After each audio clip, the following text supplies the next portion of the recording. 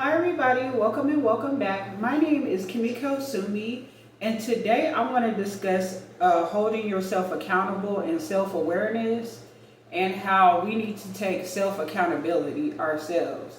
Now, it seems like I get the vibration that many people this is like my personal story too.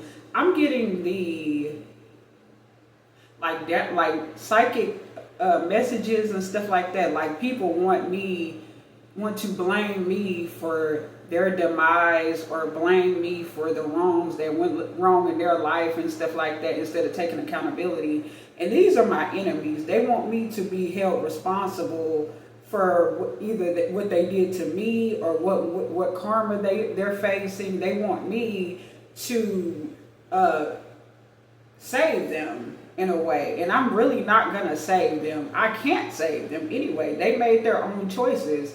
We all can face karma, okay, whether it be good or bad, okay.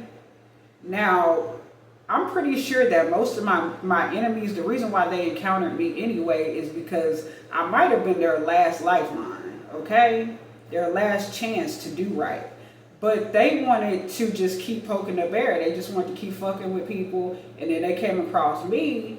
And finally, they got what they wanted. They got the karma. They're getting the karma back. I intuitively feel, and I can feel in my psychic abilities and the visions that I get that they're mad at me because they're facing karma.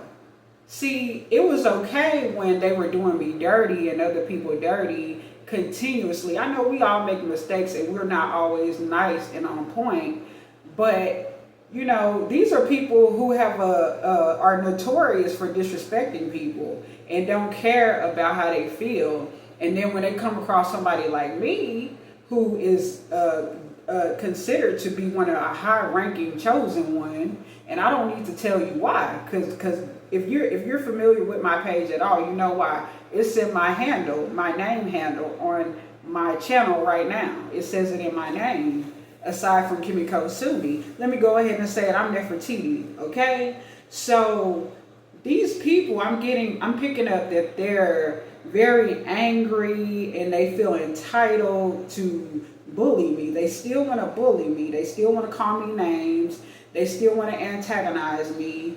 And this is something that they feel like they have the right, or they should be entitled to piss me off whenever they feel like it at will without any judgment placed upon them. And they are going to get judgment placed upon them. And they are probably getting judgment placed upon them because they're no good. And like I said, they came across me and I was probably their last lifeline. And this is probably my last lifetime, by the way, too. But in a good way. But I am their last lifeline and existence even in the matrix, okay? Because this is not the real world. This is a fake fucking phony illusion of a real world. It's a concept, but this concept is not the real world, if you want to call it the real world. This is the fake matrix, okay? So of course we have a lot of people who don't want to take accountability for destroying a lot of things in my life and a lot of people's lives and stuff like that. And it was set up, it was meant for, everything happens for a good reason. Nothing happens by chance, by the way. Nothing is really a coincidence. Barely, rarely, if at all. This is what I'm intuitively picking up on too. So when they came across me, I probably unknowingly didn't know that I was their last lifeline, or like on Who Wants to Be a Millionaire. You know how you get your last lifeline and then when you use it, you out the game. Well, that's them. That's what I'm intuitively picking up, that I'm their last lifeline. But they think I should pay for all the things they did to me and many people probably before me too. They're now pissed off at me and they feel like that I should save them like some type of Jesus or something like that. But then they also want to play on this Bible talk too and mix it up and try to confuse me with it too, as if, and then they also want to convert me too. That's another thing, because they want me to go down with them. That's what I figured out intuitively about my enemies. Why? And why so many people keep talking about the Bible in front of me? Yeah, of course, we done heard about that for a long time. We already know about, everybody knows about the Bible or whatever, but it's been real aggressive in the last year about this Christianity, this Bible talk trying to brainwash me and trying to convert me when they know I'm a practitioner of Nichiren Buddhism, or they even in the illusion that they don't know me, they still know. I am picking up intuitively that these people still know that I am me and that I'm actually a practitioner of Nichiren Buddhism, but they want to convert me because they know that they're fucked. They know that they know that the Bible is not going to save them, but they're hoping that they can confuse me and try to either get me to save them somehow, and then or also convert me. I don't know. It's different. I'm kind of mixed up too because I do have schizophrenia and I do hear voices in my head, but this is not all paranoid schizophrenia, and I don't even think it's mostly. These are psychic attacks that they do to me. They do it while I'm using my prayer. They're constantly in my energy. I can feel them watching me all day long and monitoring me and insulting me and ridiculing me. Yes, this is known as a schizophrenic to have these type of delusions and hallucinations.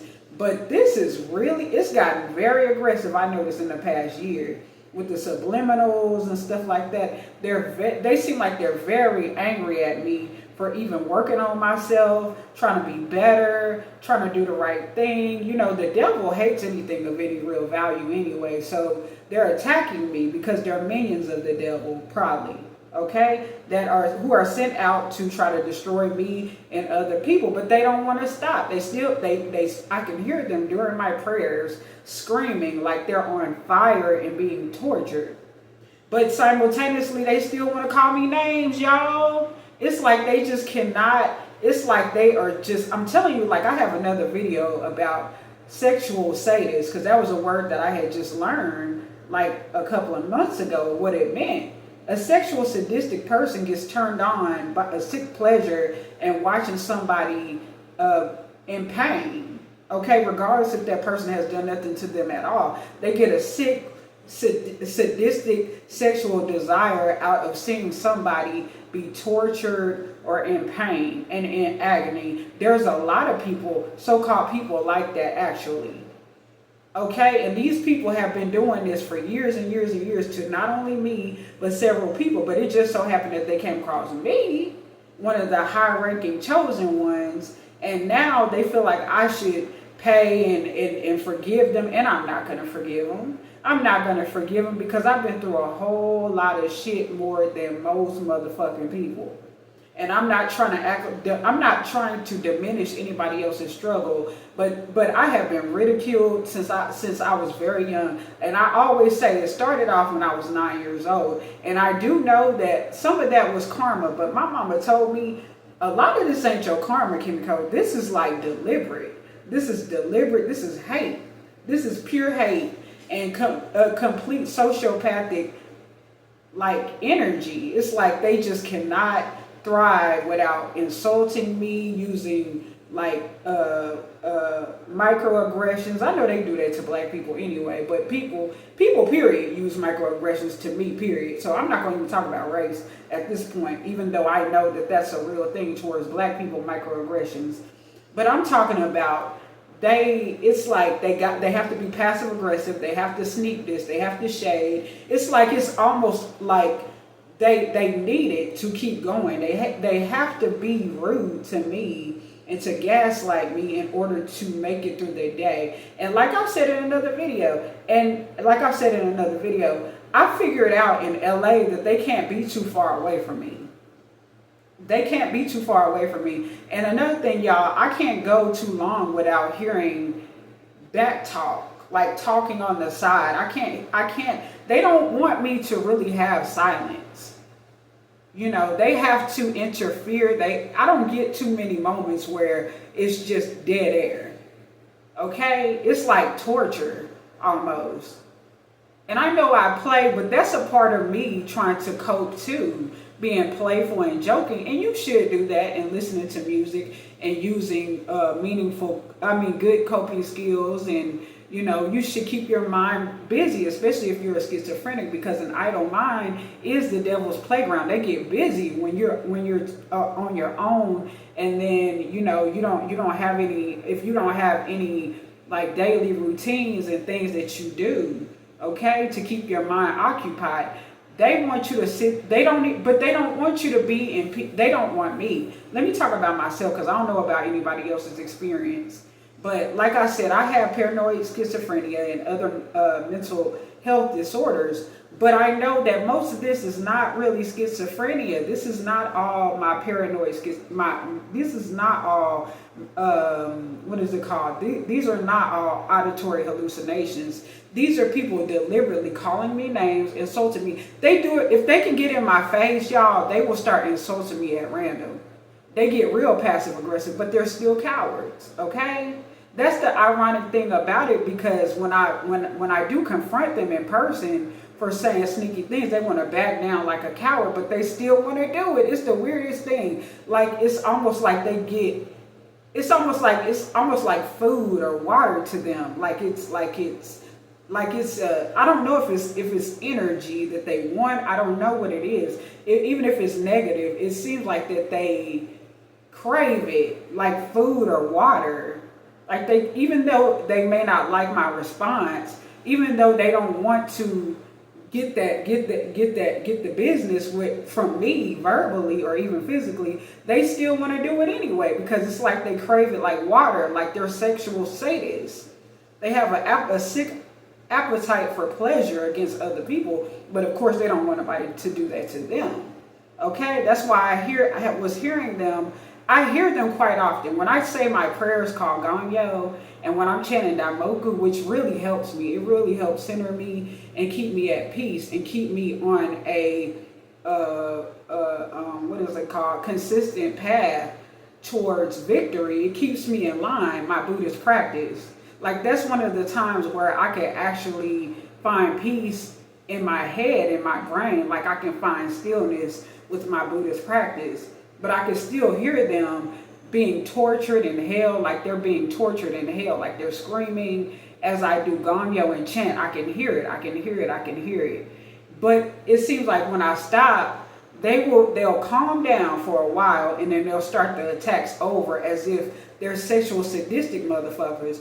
But this is the whole point of my video, is that these people who have done me wrong and you wrong, they're being held accountable. And like I said, me and maybe in other chosen ones, we were their last lifeline. And I especially am, because I'm very high ranking. I know that as Nefertiti, the goddess Maya, and Isis, that I am very high ranking. I'm very skilled, but they still want to test me, maybe because they're used to it. Maybe because they're so used to being able to torment me and get away with it. But times have changed. Anyway, this is the ending of my video, y'all. And I hope you like it. Hope you like, comment, subscribe, share my video, hit the notification bell if you like, share. And I will see y'all in another video, my lotus flowers. And I hope you have an amazing rest of the day. And I will too. And I will see y'all in another one. Peace. I'm out. Bye-bye.